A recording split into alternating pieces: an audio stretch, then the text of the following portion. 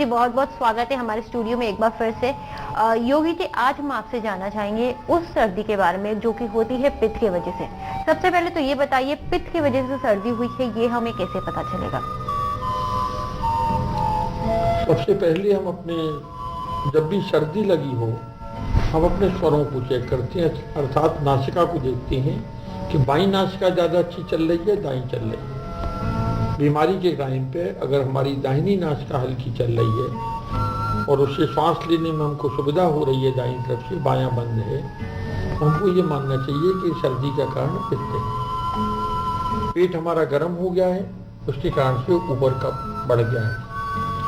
इस तरह की रोग में आप ये भी देखिए कि जितने भी आप गर्म दवाइयों का प्रयोग करते हैं, चाहे वो काली मिर्च का काढ़ा है या अदरक का प्रयोग है जो घरों में अक्सर किया जाता है, या लौंग के पानी का प्रयोग है, जितनी भी गर्म चीज़ों का प्रयोग हम करते हैं उसमें सर्दी हमारी ठीक होने के बजाय बढ़ती जाती है।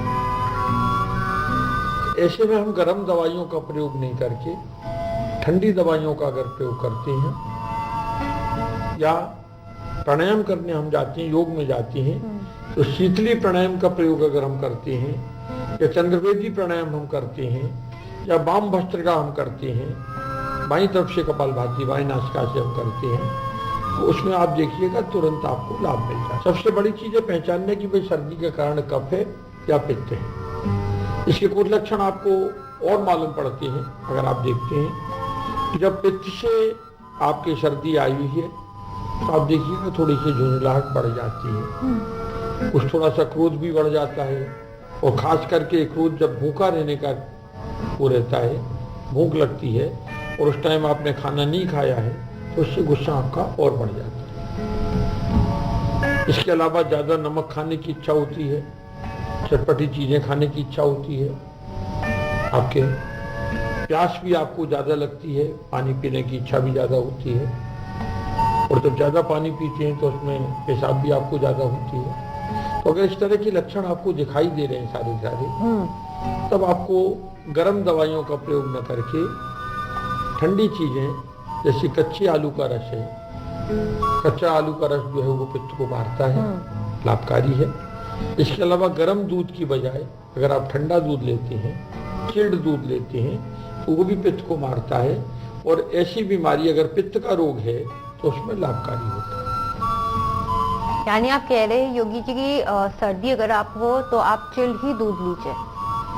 नहीं, केवल सर्दी में नहीं लिया जाएगा। सर्दी अगर पित्त की सर्दी है तभी, अगर कफ की सर्दी है तो कफ को और बढ़ा देगी वो आपकी। तो ये चीजें कफ को, जो पेट को ठंडा करने वाली चीजें हैं, ये पित्त को जब ठंडा करेंगी तो कफ अपने आप ठीक हो जाएगी। योगी जी, ये तो रही बात सर्दी की। पित्त के वजह से और क्या क्या रोग हो सकते हैं? देखिए, रोगों की हमारे यहाँ दो ही श्रेणियां हैं, या तो पित्त के रोग हैं या कफ के रोग हैं। तो आप ये मान लीजिए कि आधे रोग पित्त के हैं और आधे रोग कफ के हैं। आपकी वायु जब भी है वो कफ है तो कफ के हिसाब से चलती है, और पित्त है तो पित्त के हिसाब से चलती है। सर में दर्द भी हो सकता है, पित्त का भी से भी सर में दर्द होता है, कफ से भी सर में दर्द होता है। जोड़ों के दर्द है, आपके कमर का दर्द है, जोड़ों का दर्द है, हाई ब्लड प्रेशर है, शुगर है, आपके कैंसर तक की बीमारियां जो हैं ये पित्त रोगों से ही होती है, पित्त के कारण से होती है। तो अगर पित्त के ऊपर शुरू से नियंत्रण रख लिया जाए, खान पान ठीक किया जाए जी, और बराबर इसका प्राणायाम का अभ्यास किया जाए धीरे धीरे, तो इससे बहुत सारे रोग आपके ठीक हो सकते हैं। और हम लोग रोग आने तक का इंतजार ही नहीं करें, अगर हम बराबर प्राणायाम करते रहें। हमारे यहाँ तो ये है कि भाई रोग को आने ही नहीं दें। अगर बराबर हम अपने जीवन शैली में 10 मिनट अगर प्राणायाम को, ध्यान को, आसनों को अगर डाल दें, 10 मिनट सवेरे 10 मिनट शाम को दे लें, तो हम डॉक्टर से वैसे ही दूर रह सकते हैं, हमको किसी डॉक्टर की जरूरत ही नहीं पड़ेगी। और रोगी के लिए खाने का नियंत्रण है, योगी सब कुछ खा सकता है। जीवन के जितने भी सुख हैं वो योगियों के लिए हैं, रोगियों के लिए नहीं है। तो भोग के भी जितने भी चीजें हैं, चाहे वो खाने का भोग है, चाहे शरीर दौड़ भाग अब कर सकते हैं, कुछ भी काम कर सकते हैं, काम करने का जितना भी है वो योगी ही कर सकता है, रोगी नहीं कर सकता। डल्लप पे आपको लेटने को मना करते हैं डॉक्टर लोग, सब कुछ होते हुए भी आप डल्लप पे नहीं लेट सकते हैं। अगर आप डेली योग करने वाले हैं, आप डनलप का प्रयोग आराम से कर सकते हैं, आपको कोई शिकायत नहीं है। आप कोई भी चीज खा सकते हैं अगर आपका शरीर स्वस्थ है। नियंत्रण कहाँ है? क्या शरीर स्वस्थ नहीं है, आपका डाइजेशन ठीक नहीं है। इन सबको ठीक करने के लिए आपको डेली योग करने की, रोज योग करने की जरूरत है। ये जीवन की जीवन शैली है, अगर उसके हिसाब से आप चलते हैं तो आप हमेशा स्वस्थ रह सकते हैं। योगी जी, आप बता रहे हैं कि योग करना बहुत ज्यादा जरूरी है और ये देखा भी गया है सर्वे के अनुसार कि योग जो भी करते हैं काफी फायदे में रहते हैं। किस प्रकार के योग करने चाहिए हमें, कौन कौन से आसन रोज जरूर करने चाहिए और कितनी देर तक करने चाहिए हर रोज? देखिए, जिस चीज से जितने लाभ हैं उतने ही नुकसान है। हमने सर्वे करके देखा मैदान में घूम के कि बहुत सारे लोग मैदान में जाके योग कर रहे हैं, बहुत सारे लोग मैदान में योग कर रहे हैं, जाके बराबर कर रही हैं, लेकिन फिर भी बीमार रहते हैं। तो केवल सवेरे भ्रमण कर लेने मात्र से या योग कर लेने मात्र से आप स्वस्थ नहीं रह सकते हैं। कौन सा योग आपके लिए जरूरी है, कौन सी क्रिया आपके लिए जरूरी है और कहीं कौन सी क्रिया आपके लिए नुकसानदायक है, ये आपको जानना बहुत जरूरी है। ये आपको जानना बहुत जरूरी है।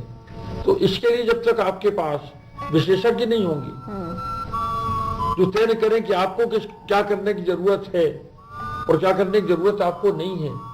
बहुत सारी क्रियाएं ऐसी हैं जिनको आप करते हो, आपको नुकसान करती हैं। बिल्कुल योगी जी, और बहुत बहुत शुक्रिया आज एक बार फिर से हमारे साथ जुड़ने के लिए। आज भी हमें लगता है कि ऑडियंस को बहुत कुछ जानने को मिला होगा आपका ये एपिसोड देखने के बाद। Thank you so much. धन्यवाद। तो जैसा कि योगी साहब ने कहा कि योगा करने की जरूरत है, पर यह भी जानने की जरूरत है कि कौन से आसन, कौन सी क्रियाएं आपके लिए लाभदायक होगी। उन्हें जानिए और उन्हें अपनाइए अपनी जीवन शैली में। आज के लिए बस इतना ही। आज का एपिसोड कैसा लगा हमें अपने फीडबैक जरूर पहुंचाइएगा। मेरा आईडी नोट कर लीजिए, मेरा आईडी है lovely.gupta@tasatv.com। फिर से मुलाकात होगी एक नए सेगमेंट में। दीजिए इजाजत, देखते रहिए आधी दुनिया।